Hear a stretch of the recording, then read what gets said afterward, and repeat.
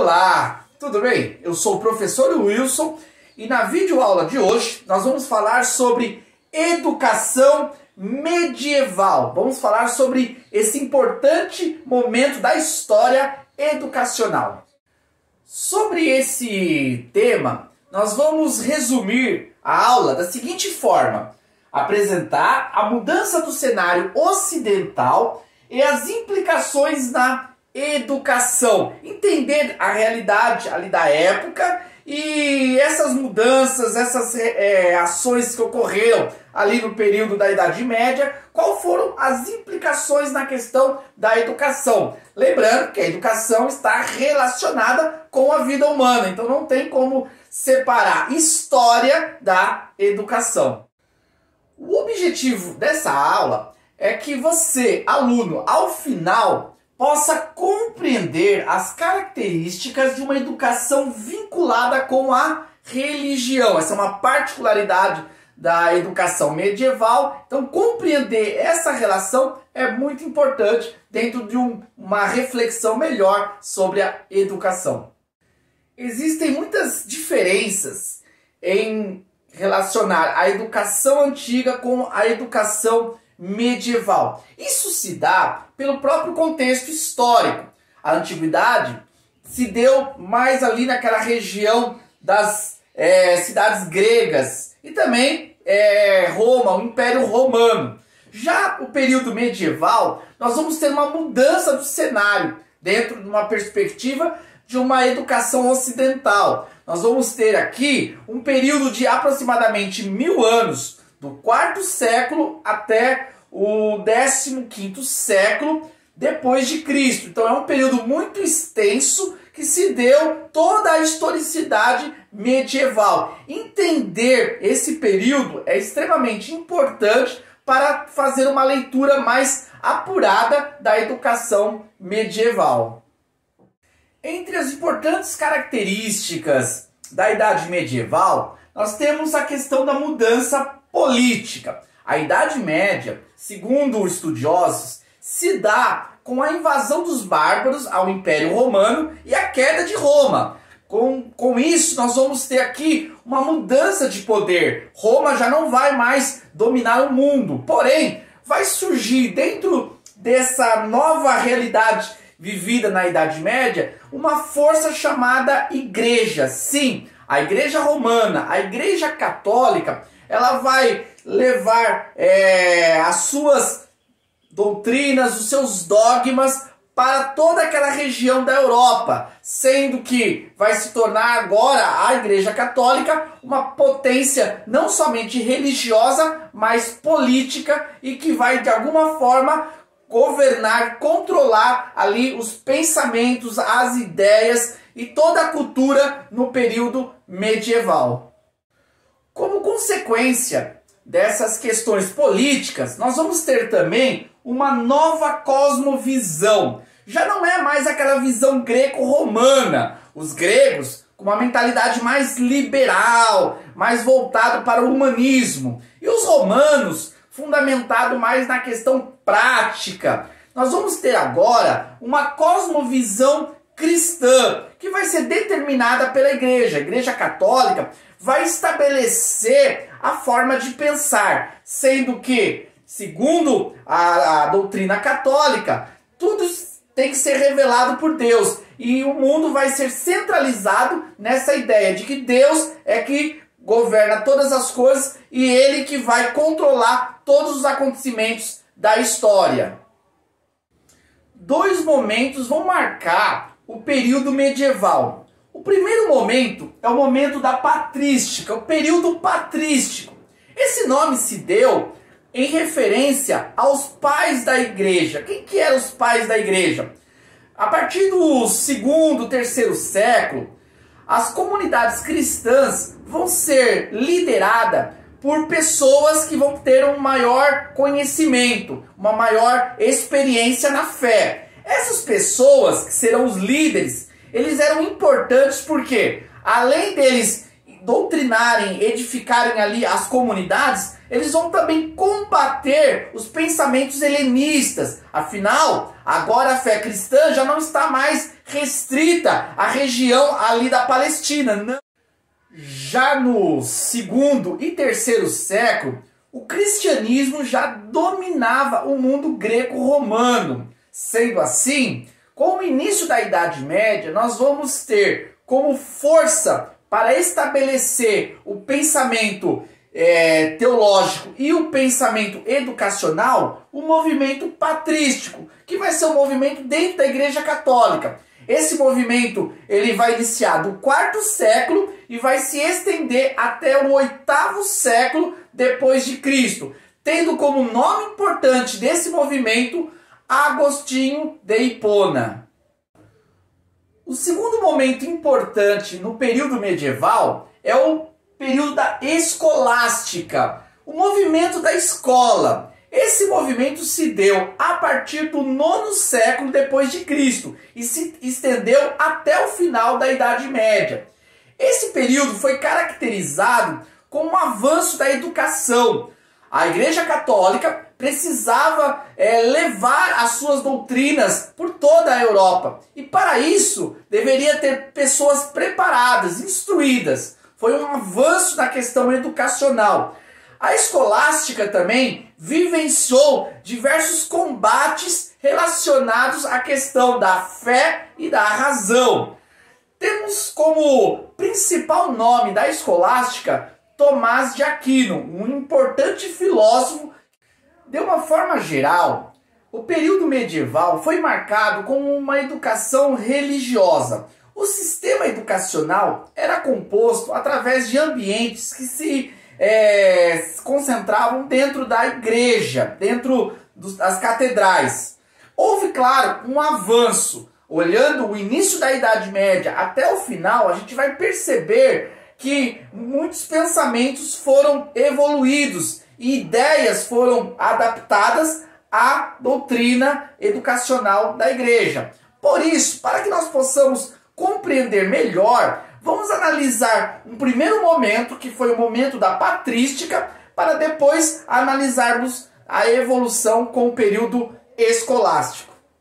O sistema educacional na patrística dava ênfase à religião, nesse caso, a religião cristã. Essa religião era uma religião pautada em ensinamentos da Bíblia, mas também havia os dogmas da igreja, aquilo que eles construíram como pensamento e doutrina.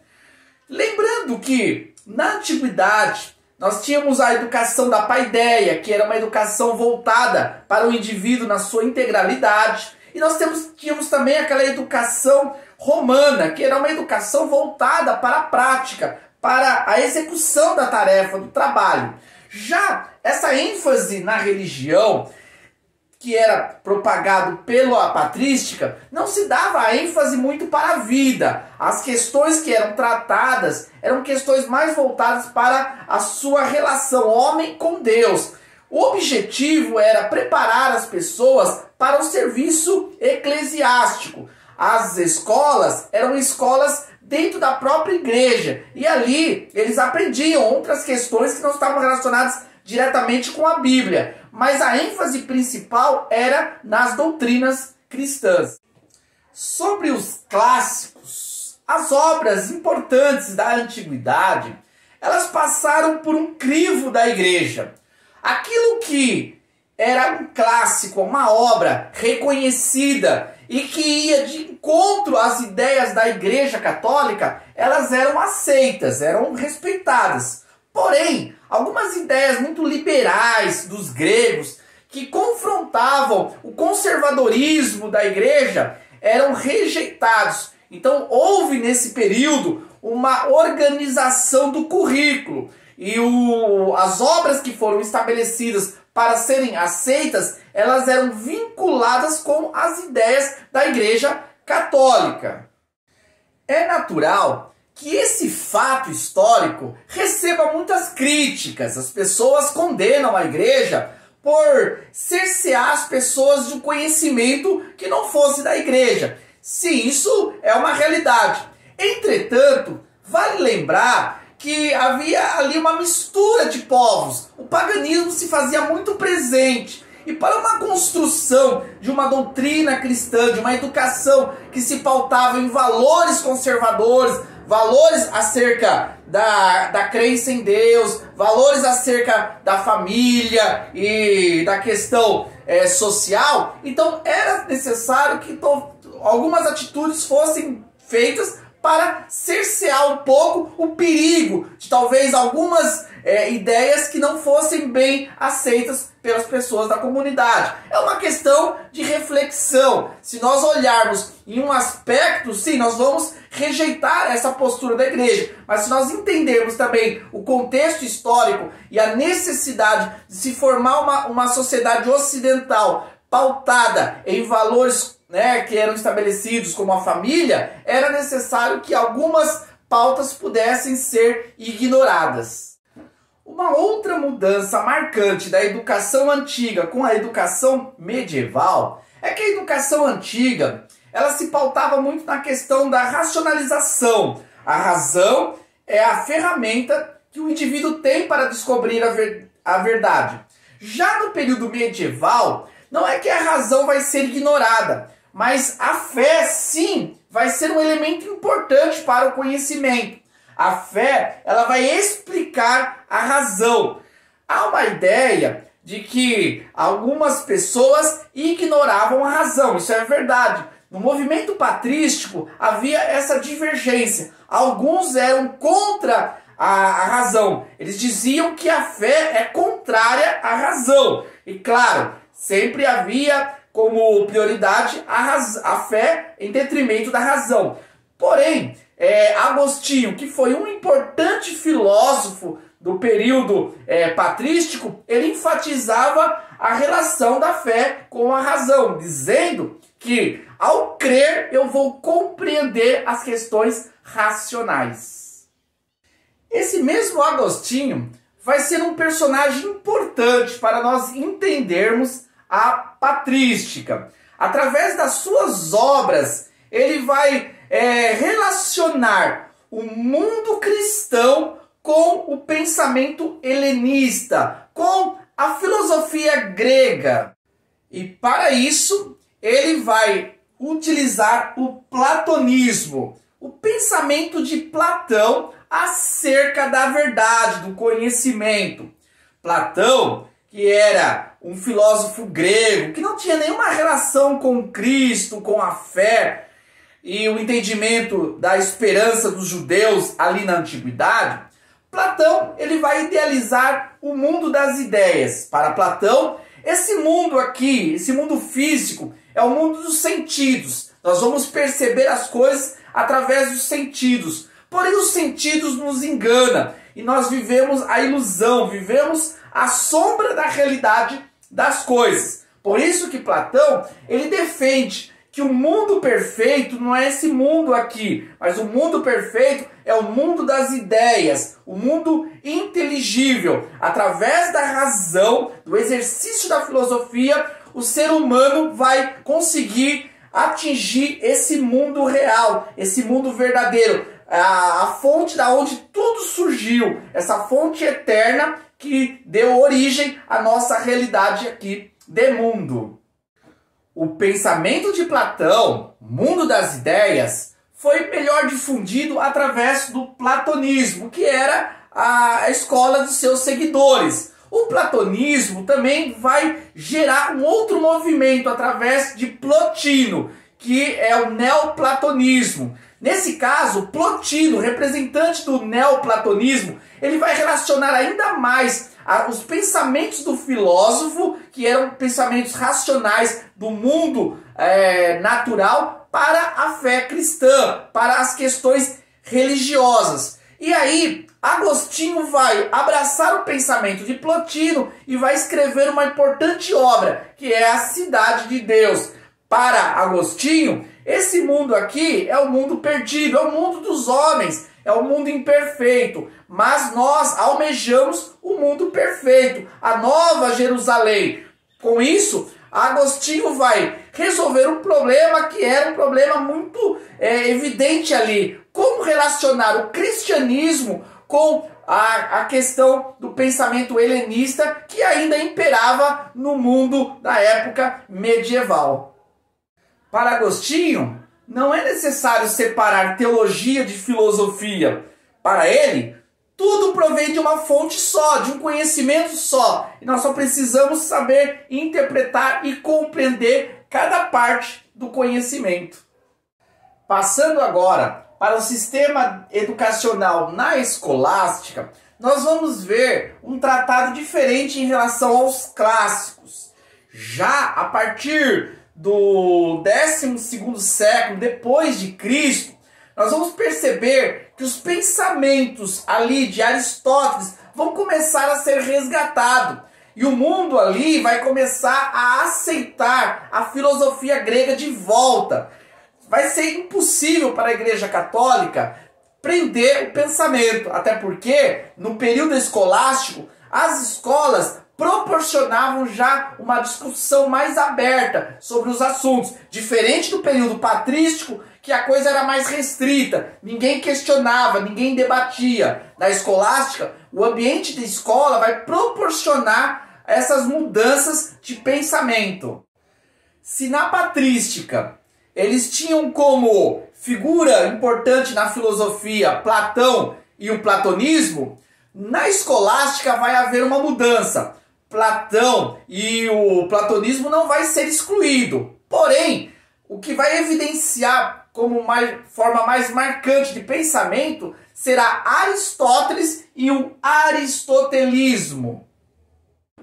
Lembrando que Aristóteles foi discípulo de Platão. Porém, ele não seguiu o pensamento do seu mestre, pelo contrário, ele questionava a ideia do mundo das ideias, da realidade fora desse mundo. Para Aristóteles, o mundo real é esse aqui, é o mundo da matéria. Nós precisamos compreender as coisas a partir da realidade aqui. Sendo assim, o aristotelismo escolástico proporcionou alguns conflitos, porque nós não podemos responder as questões da fé a partir de uma realidade fora daqui. Nós precisamos entender a realidade de Deus a partir do mundo atual. Para resolver esse problema, a Igreja Católica vai encontrar Tomás de Aquino, um importante representante da escolástica, que vai tratar bem sobre essa questão. Ele também seguia os pensamentos de Aristóteles, entendia na realidade material, na realidade aqui. Quando se fala em questão de fé e razão, lembrando que na patrística, a fé ela vai explicar a razão. Já Tomás de Aquino, ele vai inverter, ele vai dizer que nós podemos compreender as coisas espirituais, as coisas relacionadas ao mundo transcendente, a partir da razão. A razão é uma capacitação que nós temos para compreender. E nós podemos raciocinar o mundo de Deus a partir das questões físicas. Ele vai trabalhar a existência de Deus a partir da ideia do motor imovível. Observando as coisas do dia a dia, tudo move algo. Tudo é movido por outra coisa. Sendo assim, precisa existir um primeiro motor que fez com que tudo viesse a se mover. Então, dentro de um raciocínio muito lógico, muito aristotélico, Tomás de Aquino vai relacionar fé com razão, dizendo que a razão ela vai explicar a fé. Porém, aquilo que a razão não compreender, a fé vai mais além. Então, nesse caso, para Tomás de Aquino, fé e razão elas têm relação plena, sendo que a razão ela vai servir para explicar a fé. Concluindo esse pensamento, na patrística, eu creio para entender. Na escolástica, eu entendo para crer. Na escolástica, havia 3 tipos de escolas. As escolas paroquiais, que eram as escolas dentro da própria igreja, tinha como objetivo formar as pessoas para o serviço sacerdotal. Existia também as escolas no mosteiro. Era o mesmo formato das escolas paroquiais, porém no sistema de internato. tendo como ênfase a formação religiosa. Existia também as escolas palatinas. Essas escolas palatinas, elas já tinham um aspecto diferente, não era somente religiosa. Ela preparava o indivíduo também para o trabalho. Era uma educação mais plena. Havia a questão religiosa, mas também havia a questão de preparação para o trabalho. Os filhos dos nobres eram que frequentavam essas escolas. Na formação inicial, as crianças já eram inseridas às escolas a partir dos 7 anos. A metodologia era uma metodologia que pautava na disciplina. Eles eram rigorosos. Isso fazia parte do sistema religioso. Passado a formação inicial, a formação básica, eles eram inseridos para o curso superior. Já existiam universidades na Idade Média que traziam uma formação mais sólida. Essa formação, ela passava por 3 etapas. A etapa inicial era o trivium, ou 3 caminhos. No trivium, eles estudavam gramática, retórica e lógica. Passado o trivium, eles iam para o quadrivium, que era 4 caminhos. A aritmética, geografia, astronomia e música. Ainda na formação superior, depois de passar pelo trivium e o quadrivium, eles iam para uma formação específica, sendo que era oferecido 3 áreas: a teologia, a medicina e o direito. A metodologia dos cursos superiores se pautava no debate, na discussão. Havia a abertura dos professores com os alunos, sendo que também era enfatizado a pesquisa, a construção do conhecimento. Mas é claro, havia também a preocupação em manter os fundamentos da fé cristã, o conservadorismo, as pautas que eram já evidentes dentro do pensamento medieval se faziam presente nas universidades. Bom, essa foi a exploração das principais características do período medieval. Foi importante observar que houve uma grande mudança em relação à educação antiga e também comparado com a nossa realidade contemporânea, mesmo sabendo que houve muitas mudanças, veio a modernidade e trouxe outras realidades para a educação, ainda hoje podemos ver muito presente fundamentos da educação medieval em nossas escolas.